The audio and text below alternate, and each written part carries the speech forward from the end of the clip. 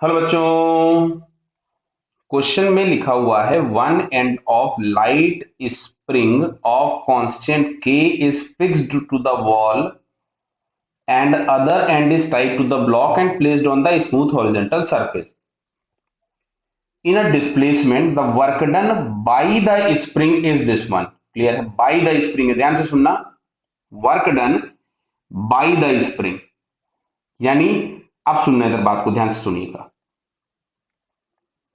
ये जैसे स्प्रिंग है, हमने इसको कंप्रेस कर रखा है, तो by the spring work done तब होगा जैसे मैंने इसको, ये नेचुरल लेंथ थी, मैंने इसको यहां से कंप्रेस्ड करके रखा हुआ है, तो स्प्रिंग फोर्स अभी इधर लगेगा एफएस, और अगर डिस्प्लेसमेंट भी इसी डायरेक्शन में होगा तब स्प्रिंग फोर्स का वर्क डन पॉजिटिव होगा। क्लियर? तो क्वेश्चन बोला है बाई द स्प्रिंग, तो एक क्वेश्चन, एक आंसर तो ये हो गया। क्लियर? अच्छा, दूसरा देखो, दूसरा केस देखो कि मान लो ये हम लोगों के पास स्प्रिंग दी गई है और इसको हम लोगों ने स्प्रिंग को एक्सपैंड करके रखा हुआ है। ध्यान से सुनना बेटा, अभी ये इसकी नेचुरल लेंथ थी। अगर हमने इसको एक्सपैंड करके रखा हुआ है तो बेटा स्प्रिंग फोर्स इस डायरेक्शन में लगेगा एफएस, ध्यान से समझिएगा, और अभी जो है इसका डिस्प्लेसमेंट भी इधर ही होगा, तो यहां भी वर्क डन आपके पास पॉजिटिव होगा बिकॉज फोर्स और डिस्प्लेसमेंट के बीच में एंगल जीरो। तो मेरे को बाई द स्प्रिंग पूछा था, इसलिए मैंने अब आगे क्वेश्चन पढ़ते हैं।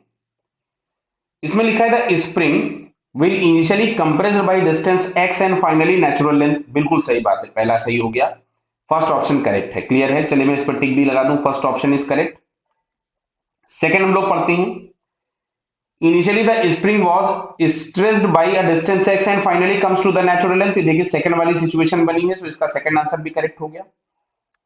थर्ड में लिखा हुआ है कि initially spring was natural length and finally it is compressed. नहीं, इसके केस में work is done on the spring होगा, work done by the spring negative होगा। क्लियर? लास्ट में लिखा हुआ है it was initially natural length and finally stressed. इसमें भी आपके पास स्प्रिंग फोर्स मीन पोजीशन की तरफ में लगेगा, डिस्प्लेसमेंट अपोजिट होगा, तो work done by the spring negative हो जाएगा। सो फाइनली अगर हम लोग यहां से देखें तो हम लोगों को answer A and B correct दिखता है।